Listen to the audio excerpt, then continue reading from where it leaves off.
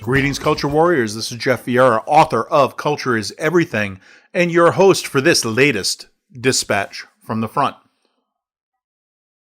Today, another little story of corporate malfeasance. This comes to us from CNN by Charles Riley and Eoin McSweeney. Wirecard CEO resigns as $2 billion goes missing and fraud claims fly.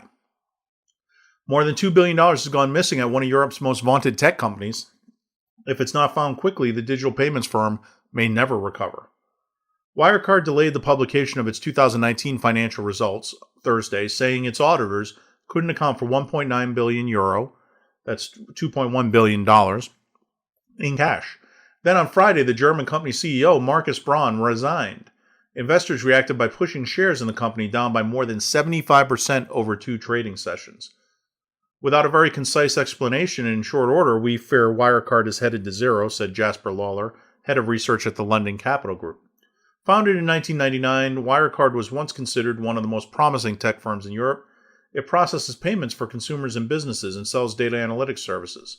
The company, which has nearly 6,000 employees in 26 countries around the world, reported revenues of over 2 billion euro, 2.2 billion in 2018, or more than 4 times the figure from 2013. So just put that in perspective. The missing money equals everything they made in 2018. Investors recognized its potential. Shares reached an all-time high above 190 euro, $213 in September 2018, the same month it replaced Commerzbank in Germany's list of top 30 companies. At that point, the Wirecard was worth more than 24 billion euro, $26.9 billion. The shares closed at 25.82 euro, 28.88 on Friday, valuing the company at less than $3.2 billion. $3.6 billion, 3.2 billion euro. So you're looking at, just shy of 90% of its value lost. This week's implosion follows a tumultuous 18 months for the company, punctuated by allegations of fraud, attacks by short sellers, and questions over its accounting practices.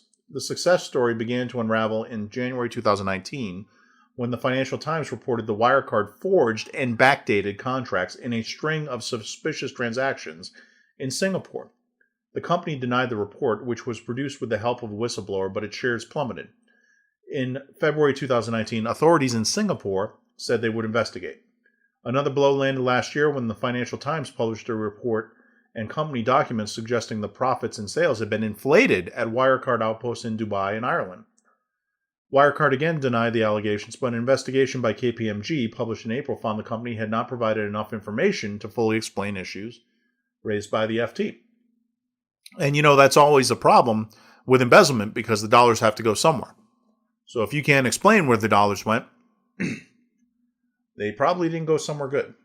The fall, especially when you're a payments company, the whole point of the payments company is to make sure the money gets where it's going, right? And that everything balances out between the accounts involved.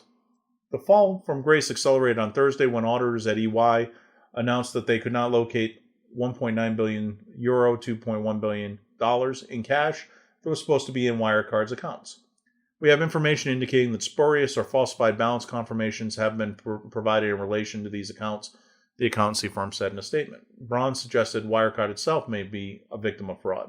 It cannot be ruled out that Wirecard has become the aggrieved party in the case of fraud of considerable proportions, Braun said in a video statement released before his resignation. In a resignation letter published by the company, Braun said he did not want to burden Wirecard. The confidence of the capital market in the company I've been managing for 18 years has been deeply shaken, Braun wrote in a letter. With my decision, I respect the fact the responsibility for all business transactions lies with the CEO. Yeah, absolutely. And it'd be nice to find out if some of those accounts where the money went were accounts that the CEO controls. The company is now scrambling to find the money to keep creditors at bay. According to Wirecard, €2 billion, $2.2 billion in loans to the company may be called on Friday if auditors don't sign off on its results. Okay, so there's that $2.2 billion number too.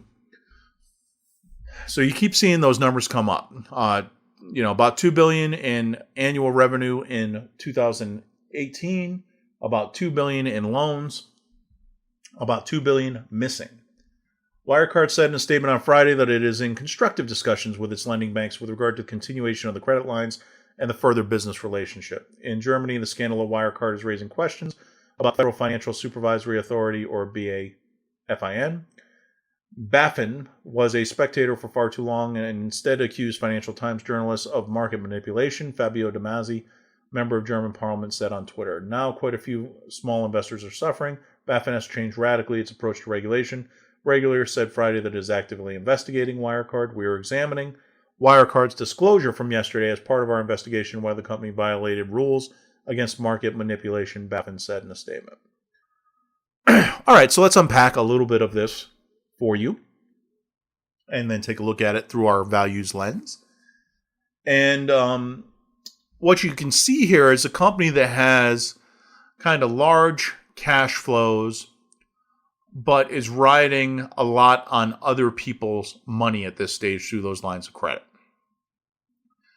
And so this makes some sense when you're in the payments industry, as they are.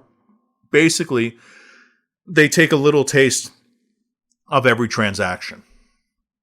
Now, it's vitally important, if you are in the payments industry, that you track every penny, every fraction of a penny correctly through the process.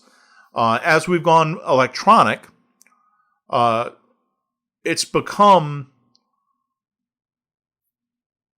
a little easier to have fraudulent transactions. And the reason for that is back in the old days, when you cut a check or you did a wire transfer, there was a physical component of that resulted in protecting you against fraud and embezzlement. So if you wrote a check and you put the check into your ATM, your local bank, they would take that check out of the ATM. They would put it in a bag with other checks. They would physically carry it to a center where it would be sent on to the bank that was cashing the check. So they had a physical record of it. Depending on the amount of the check, you would leave time for that cycle to occur before that check was honored, before all the funds were available. And so, if I wrote a $5,000 check from one account to another, then what would typically happen was some amount of that $5,000 would be available immediately, and most of it would wait until the physical paper caught up. As kind of a control to make sure it was right. Once we went to digital imaging of checks, we eliminated the need for that physical movement, which helped accelerate things quite nicely, but also opened us up to fraud, because if you have an inside person there, they can claim that check, for example, was for more than it was. Or they could claim that only part of it, somebody wrote a check for $5,000 and you put $4,000 in a different account and you put $1,000 in the account they intended it to go. This also gets wrapped up a little bit with money laundering. There's been a concerted effort on the part of banks, particularly since September 11th of 2001, to really crack down on money laundering. It was a major source of funding terrorism. And so the banks have put in AML controls, anti-money laundering controls, which are designed to make it more difficult for criminals to have access to the banking system. When we say money laundering, what it means is you take the proceeds from a crime and you basically clean it up by injecting it into the banking system. So if I've stolen a bunch of cash from an armored truck, say, now I have that cash in my hand, but I've got to do something with it because, number one, if I get caught passing the bills from that truck, they're probably marked, though probably an easy way to get caught. Number two, I have to be able to explain where I got that money from before I can spend it.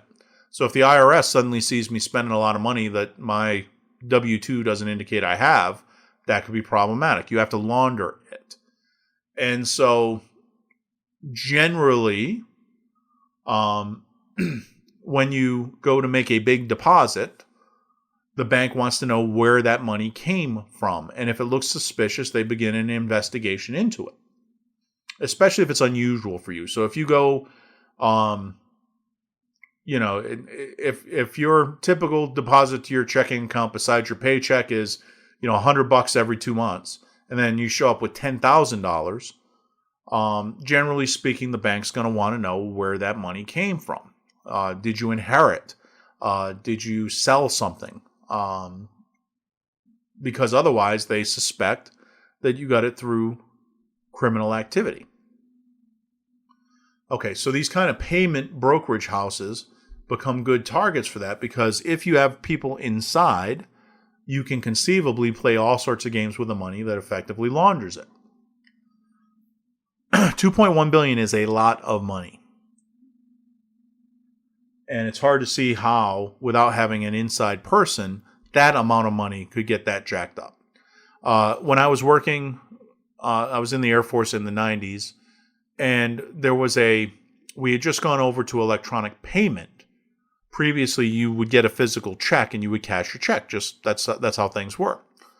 We had gone over to an electronic payment direct deposit system, and somebody in finance glommed onto this scheme where they would divert 1 penny out of every member's paycheck every pay period and put it in another account. And because they were managing the electronic movement of this, they were able to get away with it for some time. What finally resulted in them getting caught was that there was a housewife of a Air Force member who insisted on balancing her checkbook every month. You don't have a lot of money, especially as an airman in the Air Force. I believe this was an airman's wife. And so you really keep a close eye on what's coming in and what's going out.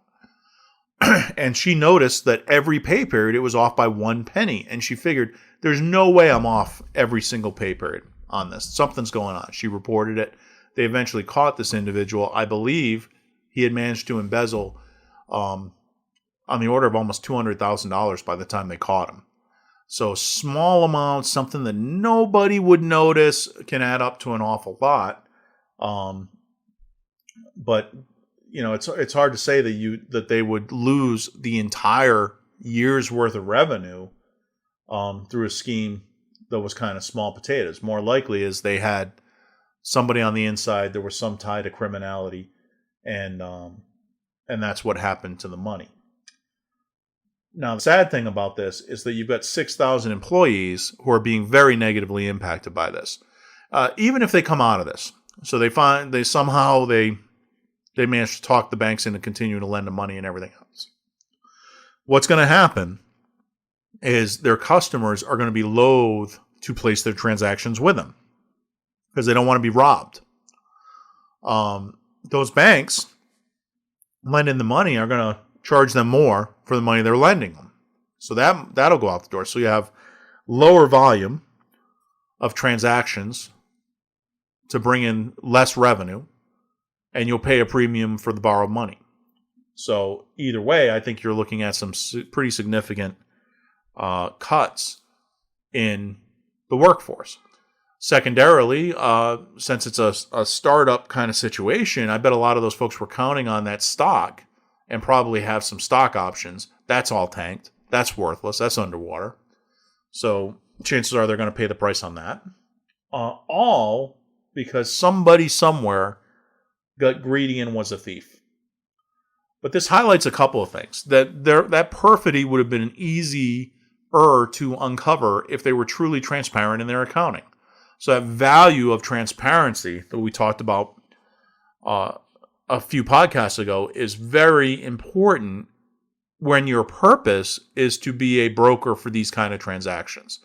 You need to have transparent accounting principles, no funny money, no games. You need to be able to take an audit at any moment and know that you're going to pass it.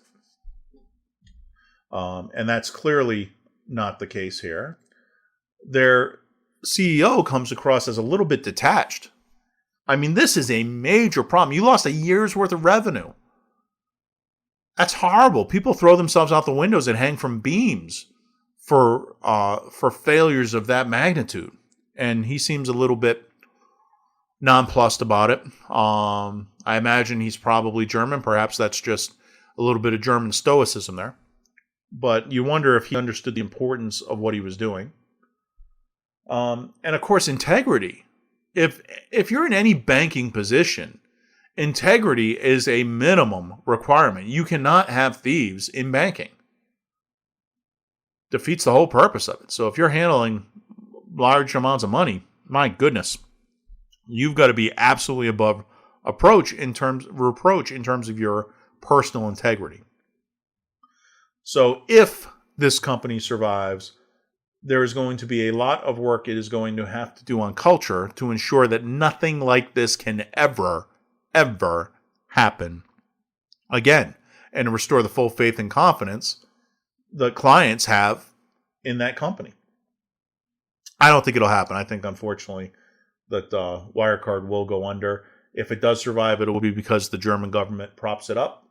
And I don't think that's probably a long-term proposition either. But it just goes to show you that, look, being a sexy financial startup, e-commerce kind of company is one thing.